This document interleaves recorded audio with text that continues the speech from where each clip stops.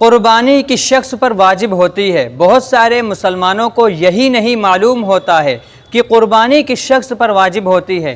دیکھیے، قربانی ہر اس شخص پر واجب ہوتی ہے جو مسلمان ہو، عاقل ہو، یعنی وہ پاگل اور مجنون نہ ہو، اور اسی طرح وہ بالغ ہو، اور اسی کے ساتھ ساتھ وہ صاحب نصاب ہو۔ قربانی کے لیے نصاب کچھ اس طرح ہے کہ اگر انسان کے پاس صرف اور صرف سونا ہی ہو، سونے کے علاوہ کچھ بھی نہ ہو، تو ایسی صورت میں 7.5 تولہ سونا ہونا چاہیے۔ اور اگر سونے کے ساتھ ساتھ کچھ چاندی بھی ہو، یا کچھ روپیے پیسے بھی ہوں، یا کچھ مال ہو، اور وہ مال تجارت کا ہو یا نہ ہو، اس پر سال گزرا ہو یا نہ گزرا ہو، اس سے کوئی مطلب نہیں ہے۔ یا اس کے پاس ضرورت اصلیہ سے زائد کچھ سامان ہو۔ ضرورت اصلیہ سے مراد گھر میں استعمال ہونے والے برتن وغیرہ، گھر میں کھانے پینے کی چیزیں، پہننے اوڑھنے کے کپڑے وغیرہ وغیرہ۔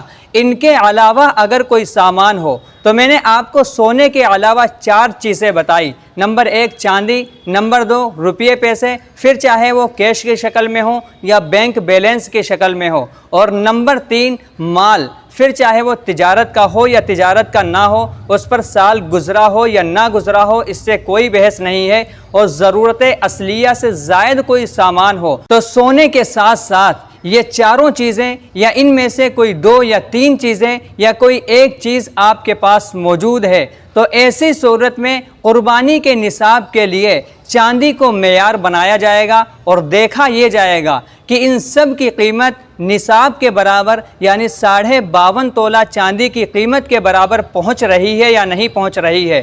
اگر ان کی قیمت 52.5 تولہ چاندی کی قیمت کے برابر پہنچ رہی ہے، تو آپ صاحب نصاب مانے جائیں گے، اور آپ کے اوپر قربانی واجب ہو جائے گی۔ اور اگر ان کی قیمت 52.5 تولہ چاندی کی قیمت کے برابر نہیں پہنچ رہی ہوگی، تو آپ صاحب نصاب نہیں مانے جائیں گے، اور آپ کے اوپر قربانی واجب نہیں ہوگی۔